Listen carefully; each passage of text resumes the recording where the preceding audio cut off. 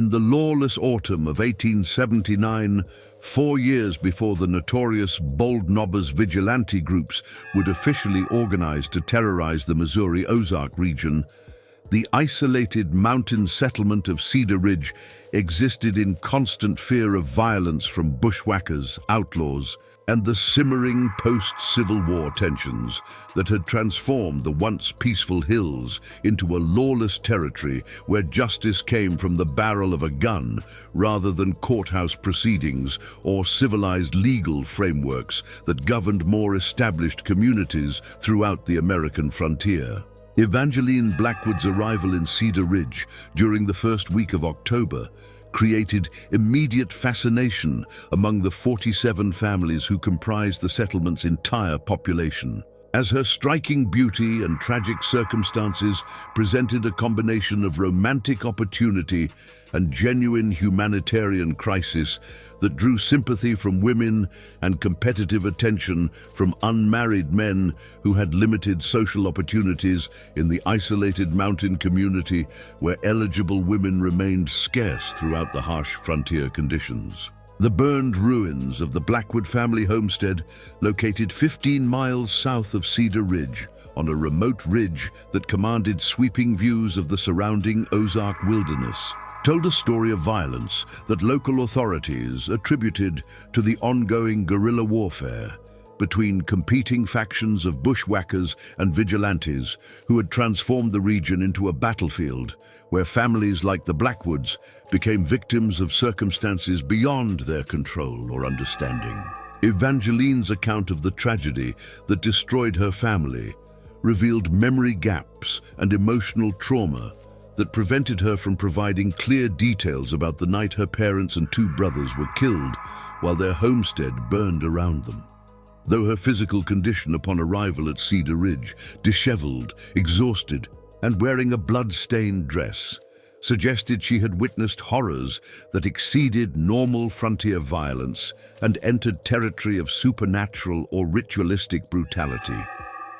Thomas Brennan's immediate attraction to Evangeline reflected both genuine romantic interest and practical considerations, as the 34-year-old mill owner possessed sufficient wealth and social standing to support a wife, while his bachelor status had become increasingly problematic for a man of his prominence who needed a family to secure his position within the community's social hierarchy and ensure continuation of his successful business operations. The settlement's other prominent men, including Circuit Judge Samuel Crawford, merchant Robert Williams, and cattle rancher James Davis, also expressed interest in courting Evangeline, despite warnings from Cherokee residents who lived on the territorial margins and maintained traditional knowledge about spiritual disturbances associated with locations where violent deaths had occurred on sacred or significant indigenous lands that required spiritual cleansing to prevent supernatural consequences. Elder Cherokee families, who traded regularly with Cedar Ridge residents but maintained separate communities in the surrounding wilderness, recognized signs of otherworldly disturbance connected to Evangeline's family tragedy. Though their attempts to communicate warnings about spiritual dangers were dismissed by Anglo settlers who regarded indigenous spiritual beliefs as primitive superstition rather than practical wisdom about supernatural threats that could affect their community. The Blackwood homestead's location on what Cherokee oral history identified as a sacred burial ground, where 7 tribal warriors had been murdered by early white settlers during the 1840s, created spiritual conditions that traditional indigenous medicine recognized as conducive to supernatural vengeance. Though this historical knowledge remained unknown to Anglo residents who had settled the region without understanding the spiritual significance of lands they claimed through legal rather than spiritual authority. Dr. Samuel Morrison, the settlement's physician whose medical training in St. Louis had prepared him for treating typical frontier ailments and injuries, noticed unusual aspects of Evangeline's physical condition that suggested exposure to experiences beyond normal trauma, including signs of exhaustion that exceeded what voluntary travel could explain, and psychological symptoms that resembled descriptions of spiritual possession or otherworldly influence that transcended his medical understanding. Margaret Thompson, the settlement's most respected matron whose husband operated the general store, and whose social authority derived from her role in organizing community religious and social activities, took immediate responsibility for Evangeline's care, while recognizing that the young woman's presence would inevitably create romantic complications among the bachelor men whose competitive attention could disrupt the community's social stability. The timing of Evangeline's arrival coincided with increased Cherokee spiritual activity in the surrounding mountains, as medicine men conducted ceremonies designed to address spiritual disturbances that had been building throughout the summer and early autumn, though their activities remained largely unnoticed by Anglo settlers who lacked understanding of indigenous spiritual practices and their significance for maintaining supernatural balance in territorial regions where historical violence had created ongoing otherworldly consequences. Thomas Brennan's persistence in courting Evangeline, despite her obvious emotional fragility and uncertain background, reflected not only romantic attraction, but also a compulsive intensity that seemed to exceed normal courtship behavior, suggesting supernatural influence that was drawing him toward a romantic pursuit that transcended rational consideration of practical or emotional compatibility in favor of an otherworldly compulsion that he could not recognize or resist. The community's enthusiasm for what appeared to be a developing romance between Thomas and Evangeline masked growing unease among older residents who remembered similar patterns of supernatural courtship and mysterious death in previous generations of Ozark folklore, though their concerns were dismissed as primitive superstition by younger, more educated settlers who trusted in rational explanations for natural phenomena rather than folkloric wisdom about otherworldly dangers. Cherokee medicine man Joseph Ridge's observation of spiritual disturbances associated with Evangeline's presence confirmed traditional indigenous understanding of supernatural vengeance that could manifest through innocent individuals who had been exposed to otherworldly influences. Though his attempts to communicate warnings to Anglo authorities were ignored by officials who regarded Cherokee spiritual knowledge as irrelevant to their community's safety and legal authority. The chapter establishes the historical context of post-Civil War lawlessness and Cherokee displacement, while building supernatural tension through Evangeline's mysterious background and the community's naive enthusiasm for what appears to be normal frontier romance, but carries undertones of otherworldly danger that will soon manifest through supernatural death and ancient spiritual justice that transcends human understanding of law and moral responsibility. Thomas Brennan's elaborate wedding to Evangeline on November 15th created unprecedented celebration throughout Cedar Ridge, as the entire settlement gathered to witness what they believed would be a joyous union that would bring stability and prosperity to their isolated mountain community, with traditional frontier festivities that included fiddle music, square dancing, abundant food, and corn liquor that flowed freely throughout the evening, while neighbors shared in what appeared to be genuine happiness for the couple's romantic success. The wedding ceremony itself, conducted by traveling Methodist preacher Reverend John Hayes, whose circuit ministry brought him to Cedar Ridge monthly, proceeded with normal frontier religious formality as Evangeline and Thomas exchanged vows beneath an oak tree decorated with autumn wildflowers, while community members witnessed their commitment with satisfaction that their settlement had gained a prominent married couple whose social status would enhance Cedar Ridge's respectability and economic prospects. Margaret Thompson's organization of the wedding feast demonstrated the community's investment in celebrating Thomas and Evangeline's marriage, as women contributed their finest cooking while men provided musical entertainment and storytelling that extended the festivities well past sunset, creating atmosphere of genuine community joy that masked the supernatural forces beginning to gather around the newlyweds as otherworldly influences prepared to claim their first victim. The wedding night appeared to proceed normally according to household staff at the Brennan Mill complex, where Thomas had prepared comfortable living quarters for his new bride, with no disturbances reported by the cook, housekeeper, or mill workers who lived in nearby cabins and would have heard any sounds of violence or distress that might have indicated supernatural activity or human intervention in the newlyweds' first night together. Dawn's discovery of Thomas Brennan's corpse shocked his household staff when cook Mary Sullivan found him lying peacefully beside sleeping Evangeline with an expression of absolute terror frozen on his face, despite the absence of any apparent cause of death, violence, or disturbance that could explain how a healthy 34-year-old man could die without warning during what should have been the happiest night of his life.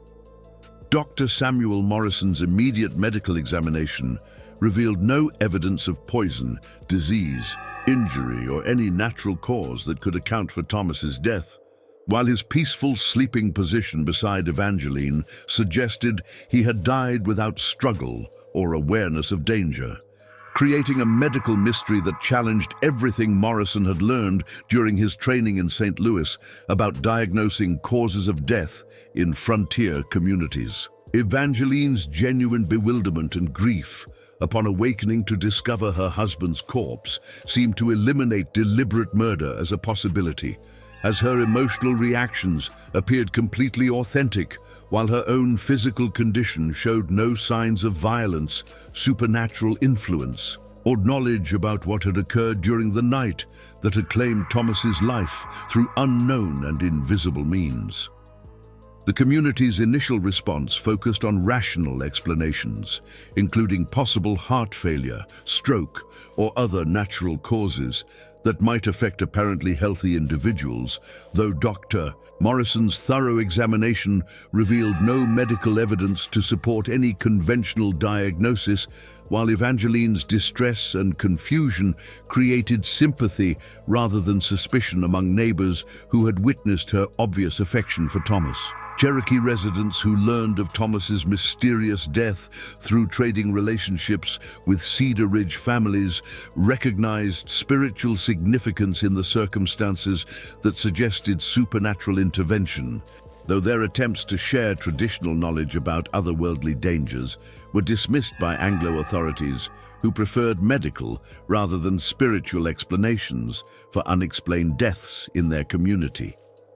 The funeral arrangements for Thomas Brennan created additional community concern as several Cherokee medicine men requested permission to conduct spiritual cleansing ceremonies that they claimed were necessary to prevent further supernatural deaths. Though their offers were declined by Thomas's family and community leaders who regarded indigenous spiritual practices as inappropriate for Christian burial services and potentially offensive to mourning family members. Margaret Thompson's efforts to comfort Evangeline during her bereavement included practical arrangements for temporary housing and financial support, while the young widow recovered from her trauma. Though Margaret privately noticed unusual aspects of Evangeline's grief that seemed to include confusion and memory gaps about the wedding night that exceeded normal shock and suggested possible supernatural influence or spiritual possession.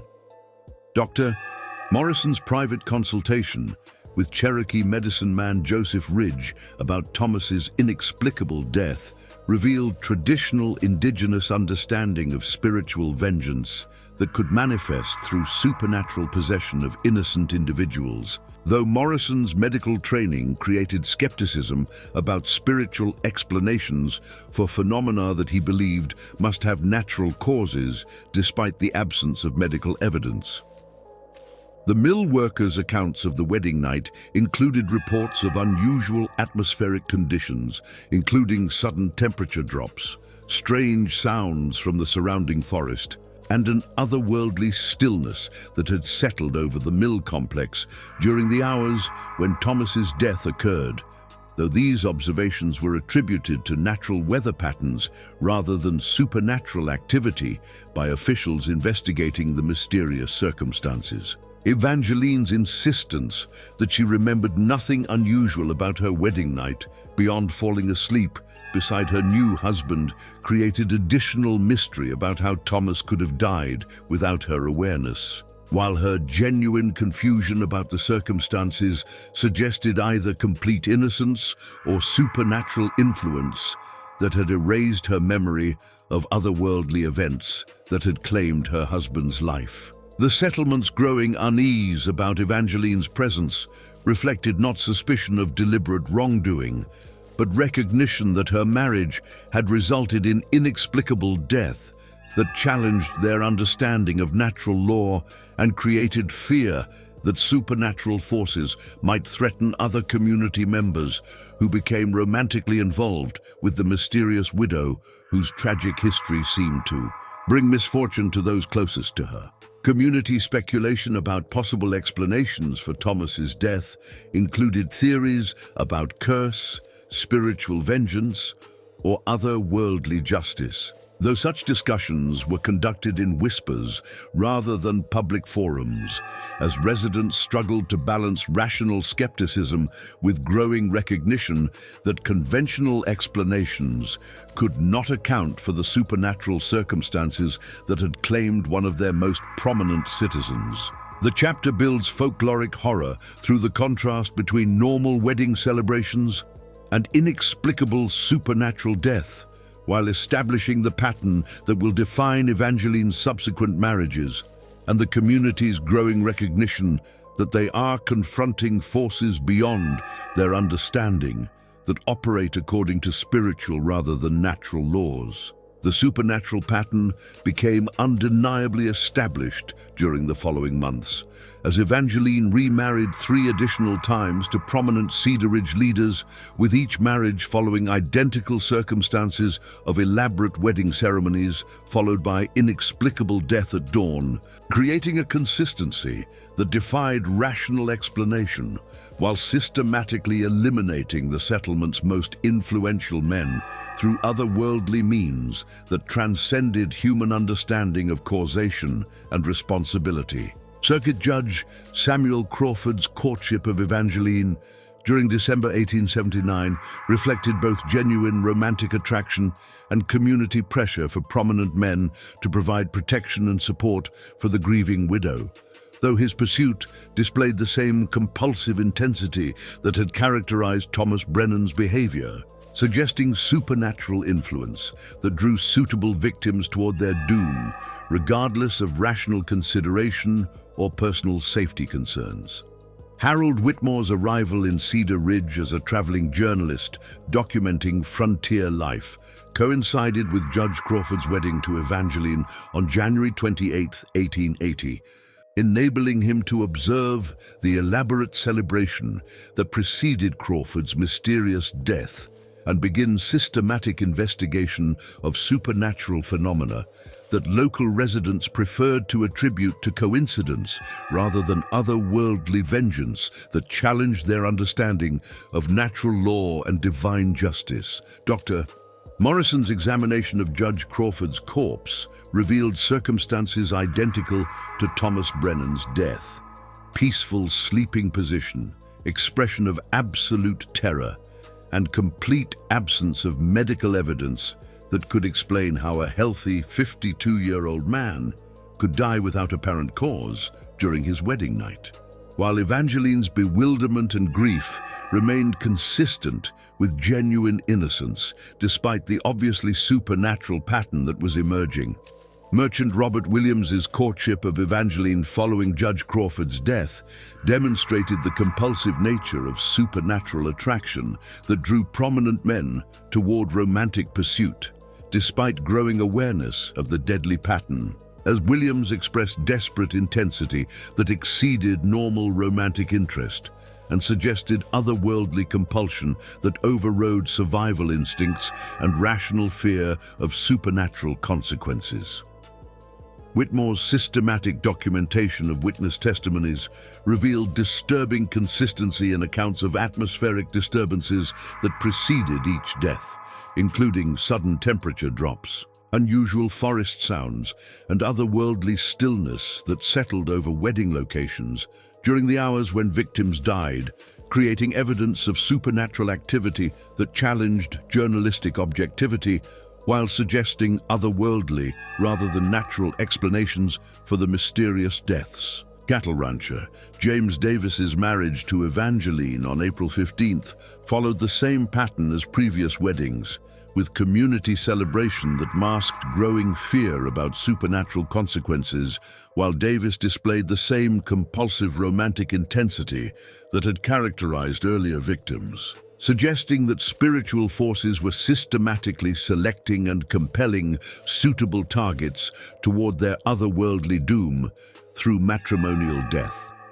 The consistent medical findings across all 4 victims created professional crisis for Dr. Morrison, whose inability to identify natural causes of death challenged his medical training, while forcing recognition that supernatural explanations might be necessary to understand phenomena that transcended conventional scientific knowledge about human physiology and the relationship between physical and spiritual health in frontier communities. Cherokee medicine man Joseph Ridge's observations of spiritual activity in the surrounding mountains revealed increasing otherworldly energy associated with each wedding and death, as traditional indigenous spiritual practices detected supernatural vengeance that was systematically claiming prominent white men in payment for historical injustices that required spiritual rather than legal resolution through ancient methods of otherworldly justice.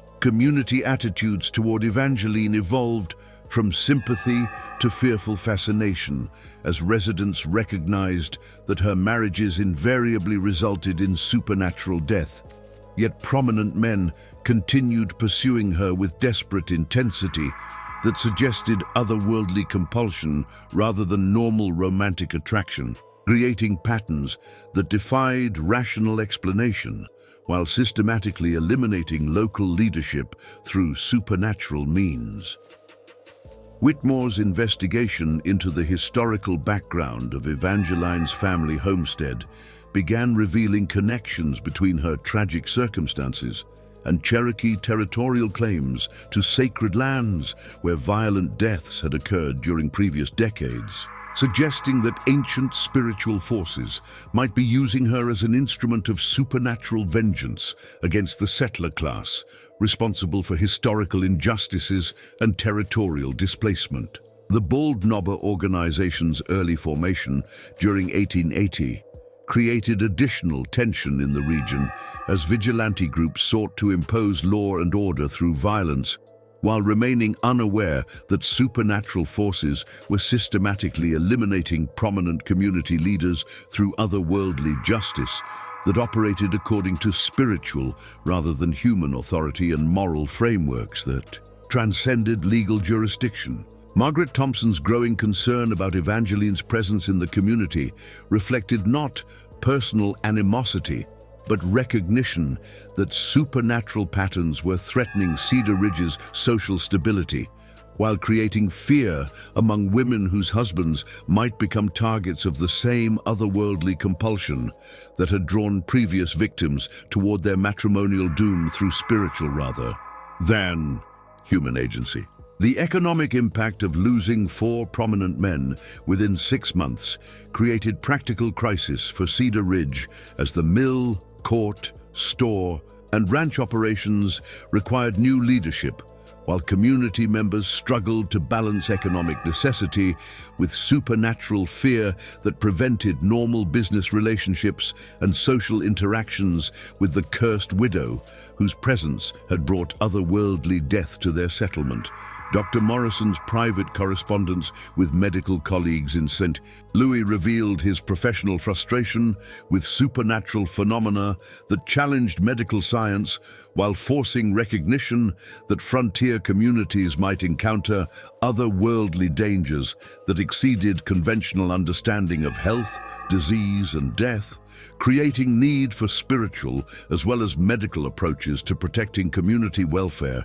and individual safety. The chapter escalates folkloric horror through pattern recognition as supernatural death becomes systematic elimination of community leadership. While Whitmore's investigation begins uncovering historical connections that will eventually reveal the Cherokee spiritual origins of the otherworldly vengeance that is using Evangeline as an unwitting instrument of ancient justice that transcends human moral categories and legal authority. Harold Whitmore's investigation led him deep into Cherokee territory during the spring of 1880,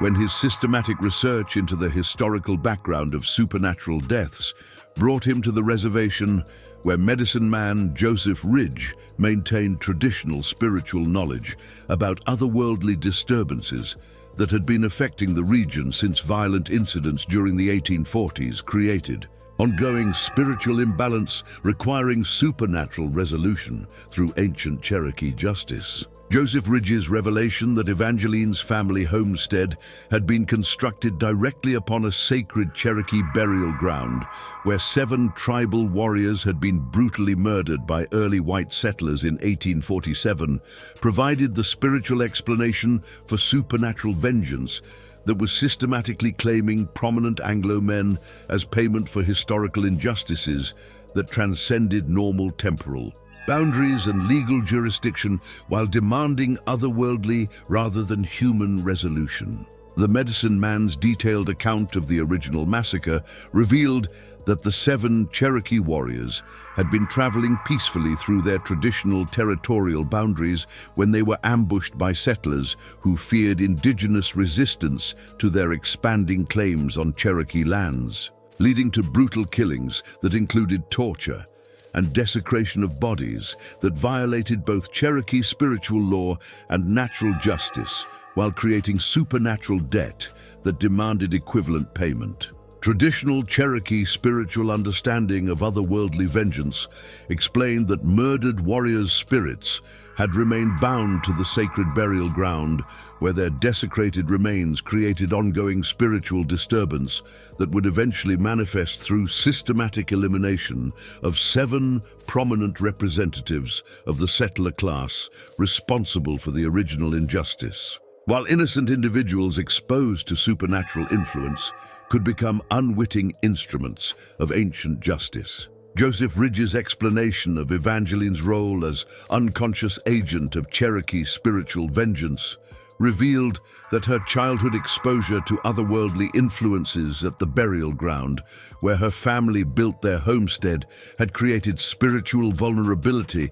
that enabled murdered warriors' spirits to possess her during wedding nights when sacred matrimonial bonds provided supernatural access to her unconscious mind and physical body. The medicine man's spiritual analysis of supernatural possession patterns revealed that Evangeline remained completely unaware of her role as instrument of otherworldly justice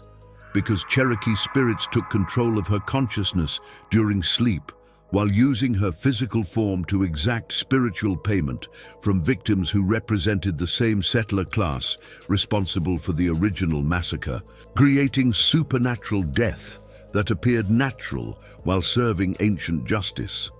Whitmore's documentation of Cherokee oral history provided comprehensive account of the 1847 massacre that included names of victims, circumstances of their deaths, and spiritual significance of the burial ground where their remains had been interred, according to traditional Cherokee practices that created sacred territory requiring spiritual protection from desecration or inappropriate use by individuals unaware of its supernatural significance. The historical pattern of supernatural disturbances associated with the burial ground included previous incidents of mysterious deaths, unexplained illnesses, and otherworldly phenomena that had affected white families who attempted to settle on the sacred land during the 3 decades following the massacre. Though these earlier manifestations had been attributed to natural causes rather than spiritual vengeance by settlers who lacked understanding of Cherokee spiritual traditions.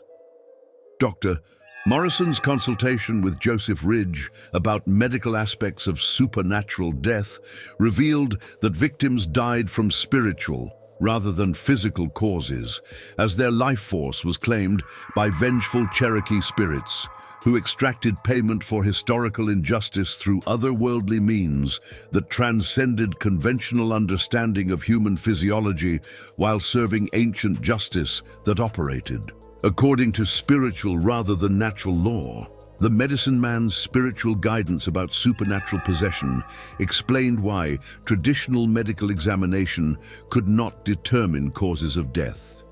Cherokee spirits claimed victims' life force through spiritual rather than physical mechanisms while leaving bodies undamaged, but separated from souls that had been taken as payment for the historical debt that required 7 prominent white deaths to achieve supernatural balance and spiritual justice. Whitmore's investigation into Cherokee spiritual traditions revealed sophisticated understanding of otherworldly justice that operated according to principles of spiritual balance, requiring equivalent payment for historical injustices. While supernatural vengeance could manifest across generational boundaries through innocent individuals who became unwitting instruments of ancient justice that transcended human moral categories and legal authority. Joseph Ridge's warning about the continuing supernatural threat explained that 5 additional prominent men would die before the spiritual debt was satisfied. While Evangeline would remain unconscious of her role as instrument of Cherokee vengeance until the pattern was complete and her spiritual possession ended,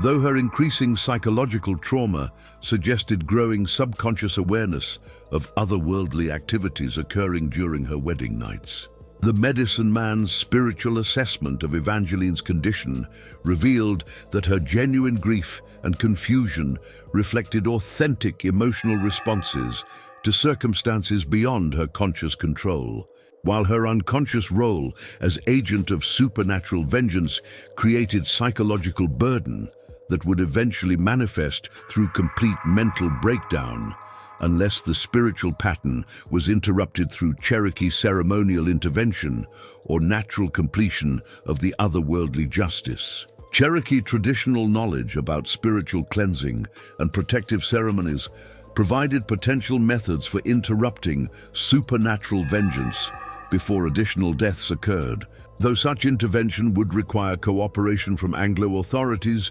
who remained skeptical about indigenous spiritual practices while preferring rational explanations for phenomena that transcended conventional understanding of natural law and human responsibility for historical injustices. The broader implications of Cherokee spiritual justice challenged Whitmore's journalistic objectivity, as he recognized that supernatural vengeance served legitimate purpose in addressing historical injustices that had never received legal recognition or appropriate punishment through human justice systems. While innocent victims of otherworldly death represented spiritual payment for collective responsibility rather than individual guilt for ancestral crimes. The chapter provides folkloric revelation and spiritual truth, as Cherokee wisdom explains supernatural vengeance operating through cursed woman seeking historical justice, while establishing moral complexity that challenges conventional distinctions between victim and perpetrator.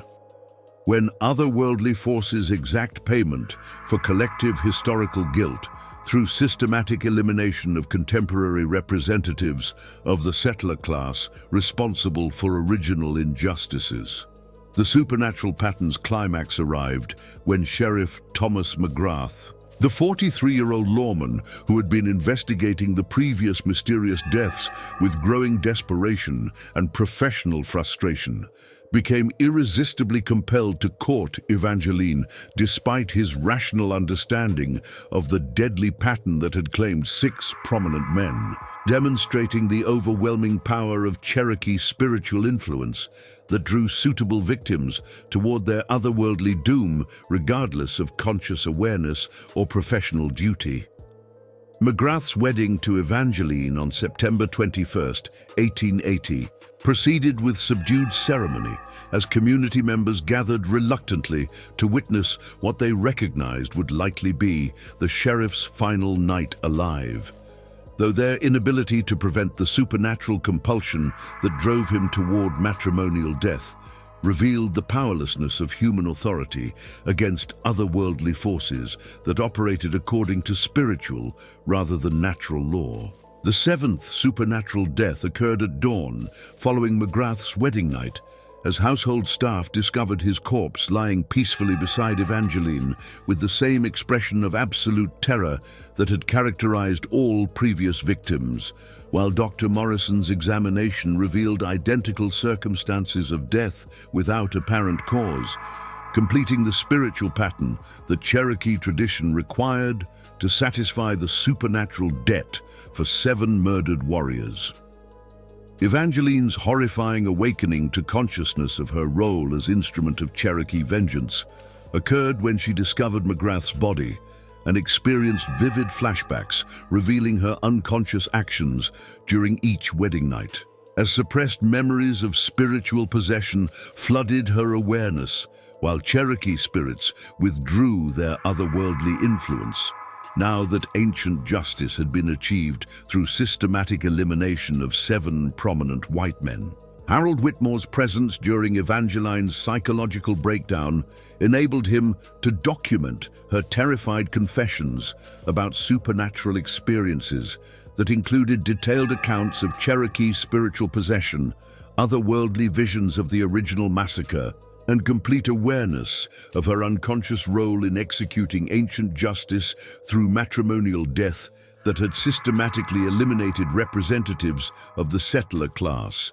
responsible for historical injustices. Joseph Ridge's spiritual assessment confirmed that Cherokee's supernatural vengeance was complete, as the spiritual debt for 7 murdered warriors had been satisfied through equivalent payment of 7 prominent white deaths. While Evangeline's consciousness of her role as instrument of otherworldly justice indicated that Cherokee spirits had withdrawn their supernatural influence and restored her normal human awareness and moral responsibility, the community's reaction to learning the supernatural truth about the mysterious deaths created division between residents who accepted Cherokee spiritual explanations and those who preferred rational theories about coincidence or natural causes. Though the systematic consistency of the death pattern and Evangeline's detailed confessions provided compelling evidence that otherworldly forces had been responsible for eliminating their leadership